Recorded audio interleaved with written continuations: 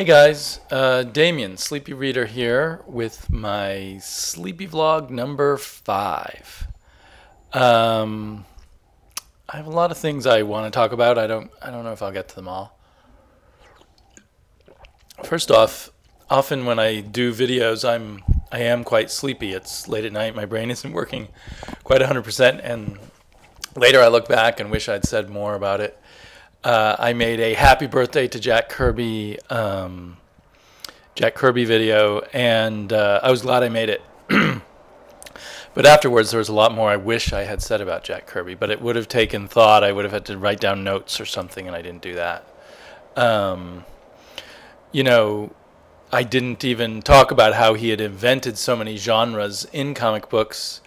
He advanced the superhero genre a lot. I believe he helped invent the Western genre. He may have been involved with one of the first horror comic books too. And other stuff, I can't remember. I think he was a big refiner of the war genre, the, fighting forces kind of comics. He did fight in World War II. And right from the beginning, even in the early days of comics, 1939, 1940, his art was giving other people ideas of how to do superheroes in a more dynamic way. Although we look back at those kind of comics now and they look very crude. But people who study the history of it seem to say that Kirby, even then, even if he'd only been around during those early years of comics, would have been a key person pushing things forward stylistically. Of course, there are other giants of the comic book industry. Personally, I would include Will Eisner and now I'm drawing a blank again. Anyway, I would include other people. So someone wrote a response to left a comment to my my Jack Kirby tribute there, and I'm sorry that I can't remember your name right now. But saying, oh no, now I feel like I shouldn't be reading comics the way I am. I should start with the greats. And I think you definitely should not feel that way. We all start at different places in comic book history, if you will. We all end up with favorites based on the first things we read. And,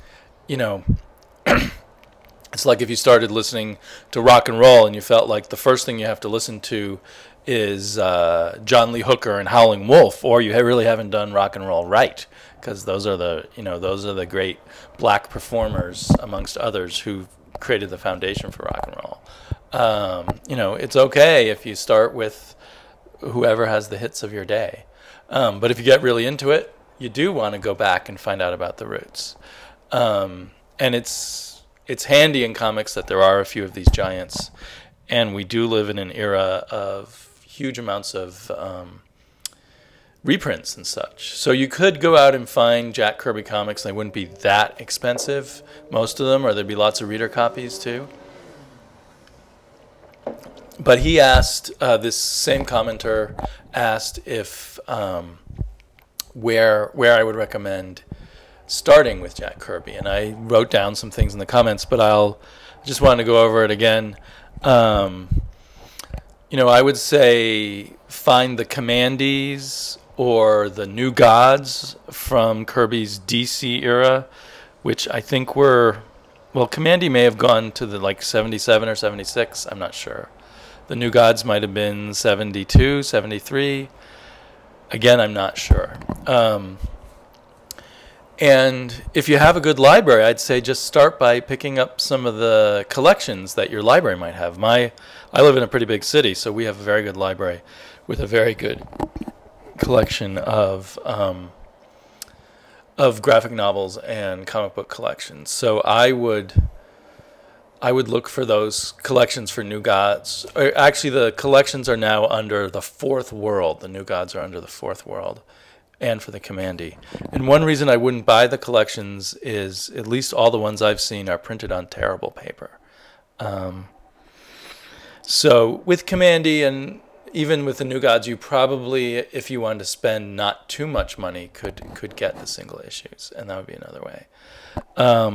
Another key period, which would be, in my mind, a great starting point for the Fantastic Four, would be starting with the first, one of Jack Kirby's key periods is doing the Fantastic Four in the 60s for Marvel. It pretty much started off the Marvel Revolution, and it was the flagship book as long as he was on it. And his art really reached a peak when Joe Sinnott started inking. And Joe Sinnott started inking, and I think the writing started getting better right around then, and they started doing longer stories and more complex stories.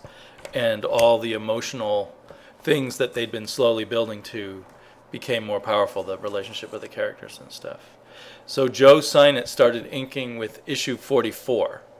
The gentleman's name is Gorgon, which is kind of leading up to the introduction of the Inhumans. And although things were better with Sinnott, I think that Kirby responded to Sinnott's better inking, and he started upping the level of his artwork. So you can see it evolve rapidly within a few issues, so that you very quickly get to the most classic Kirby stuff in the following issues. And then you get to the creation not only of the Inhumans, but of Galactus and Silver Surfer, and more stuff beyond that. So you could also, for the Fantastic Four, you could buy these cheap black and white things that I've got. You could look for the Marvel Masterworks. I want to get these issues in the Marvel Masterworks, I think. Although I would like it, but these are earlier issues, and they're good. But I think as a starting point, those Fantastic Fours starting with number 44 would be the best bet. I keep hoping they'll come out with these classic Fantastic Fours in an oversized version, and then I'll buy the reprints for that way. So in the meantime, I kind of struggle along with all the black and white stuff, or occasionally get stuff out of the library. These are good for reading with my daughter, since we're bound to destroy them in the process. And she's loving the Fantastic Four. The only problem with it being that the role of women is not great at that era. So yeah, and you can get other classic Kirby through these Marvel Masterworks. Particularly Thor is also, and I don't have a specific issue when you should start reading Thor. I haven't figured it out, but in the 140s maybe. They're good throughout, but they get really intense in the sort of mid to later Kirby period. So yeah, and if you really are interested in knowing a lot, becoming knowledgeable, becoming like Howler Mouse about Jack Kirby, you can look for the Jack Kirby Collector. This is the collected Jack Kirby Collector. So they publish these magazines quarterly, and then they eventually collect 3 or 4 issues per trade.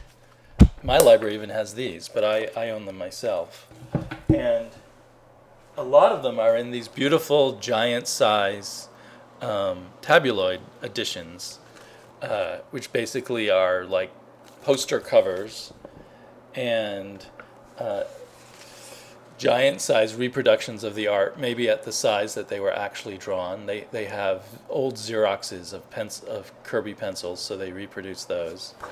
And it's chock full of articles and interviews and everything you could possibly want to know about Jack Kirby.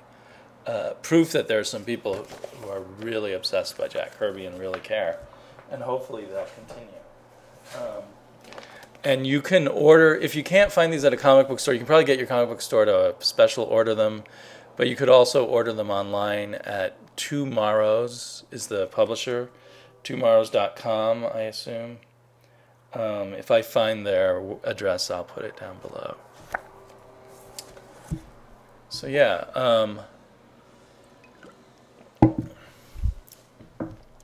that's, I guess, enough Kirby for now. Other topics I wanted to cover. I've got notes this time.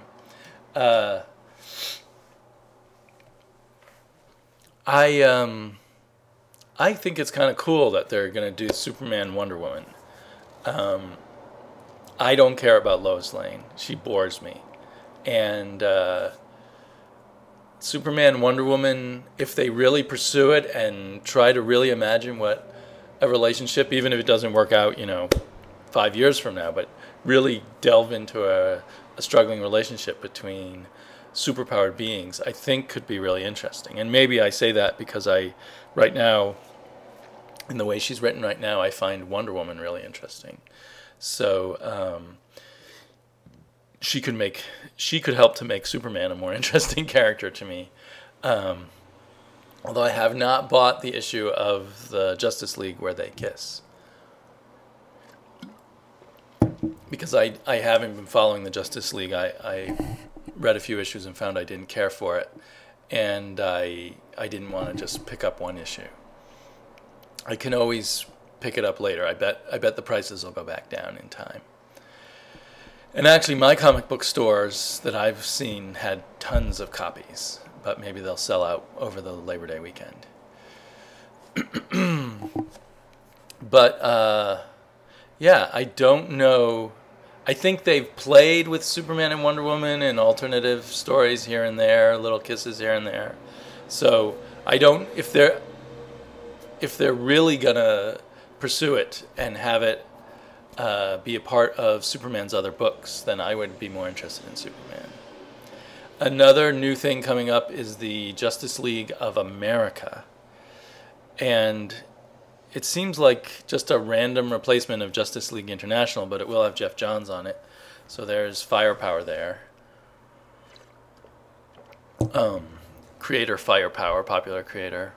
And kind of B-list characters for the most part. Maybe even C-list characters. So I don't really get why they're doing it. And I also don't get calling something the Justice League of America. Are these going to be superheroes that are just working for the American government?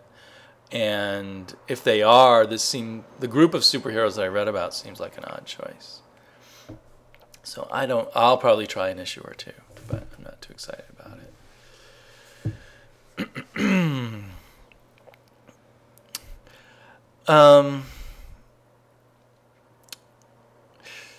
People have been talking about trolls, or there's been videos about trolls or mentioning trolls, and I have never been a victim of a troll, and so I don't know what it feels like.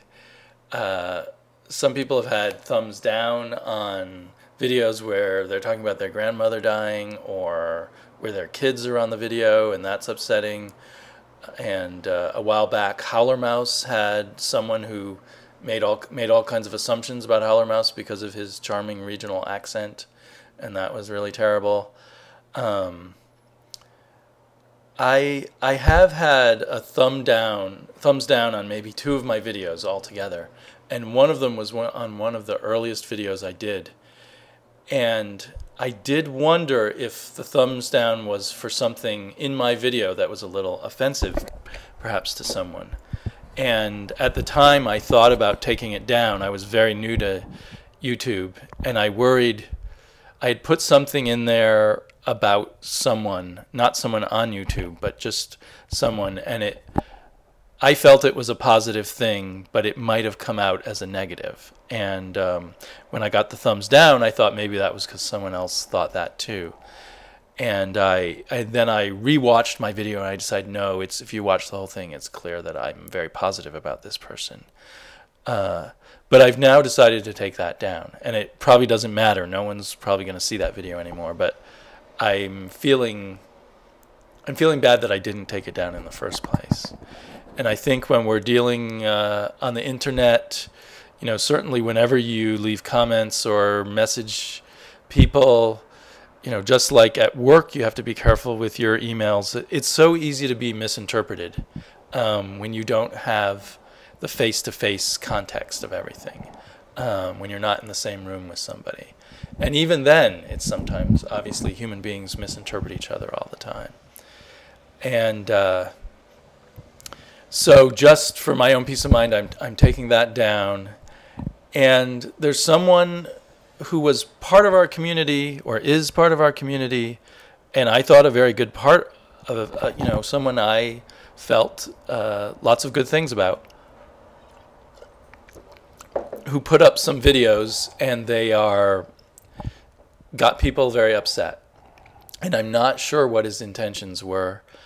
And I think if I were him, I would take them down. I would issue some apologies, perhaps give some context if there is a reasonable context. Sometimes sense of humors are different, or something that seems funny when you do it isn't really funny when you realize someone else views it in another context. Some of what I saw seemed like it could be explained by just a certain kind of trying to do an insider sense of humor that, it wasn't meant to offend. Something else I saw I thought was kind of cruel. I'd watched one of these videos before and not even realized it was making fun of anybody, but then I went back and watched it again and realized that maybe it was, or it could be viewed that way. So I'm hoping that person will stay a part of our community and prove indeed not to be a troll, but just someone who made a mistake or was misunderstood, or a little of both. So anyway, that's what I'm hoping for.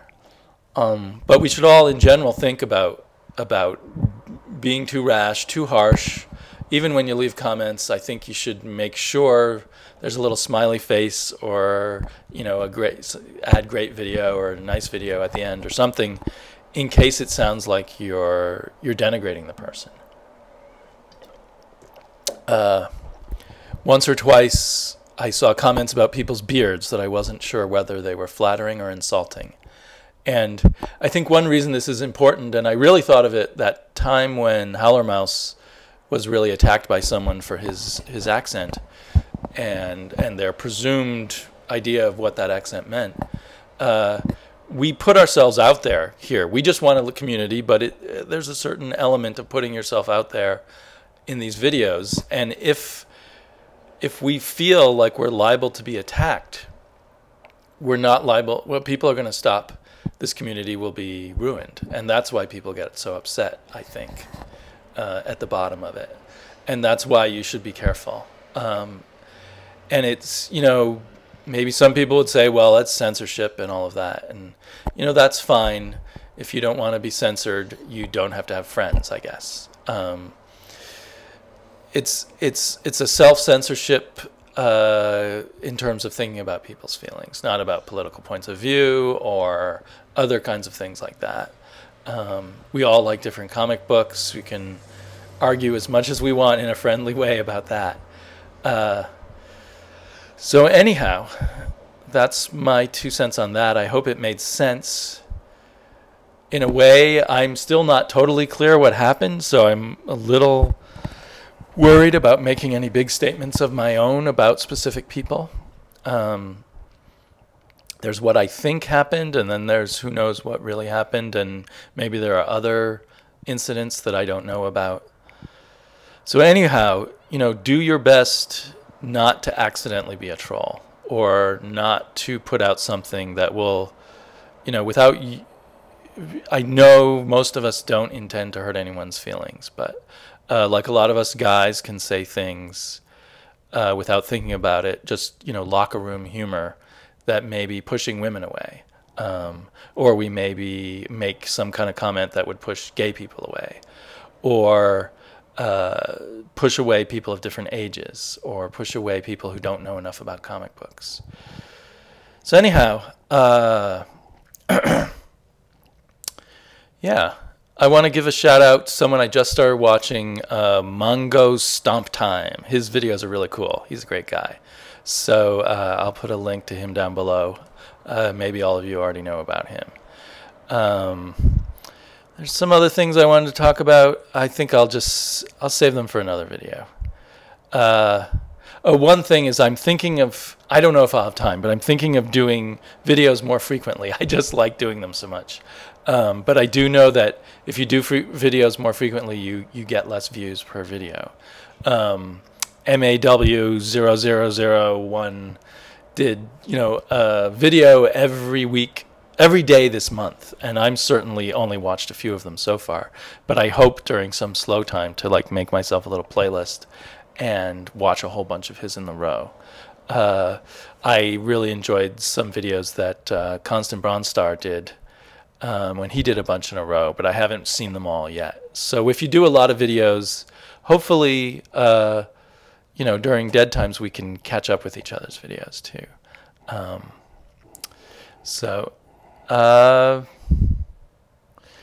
Yeah. If you want to give me a thumbs down, that's fine. If you want to tell me why, that would be even better.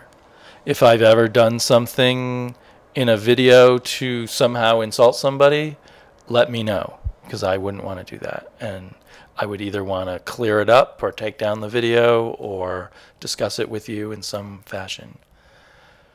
So I hope you're all doing well, and I'll talk to you soon.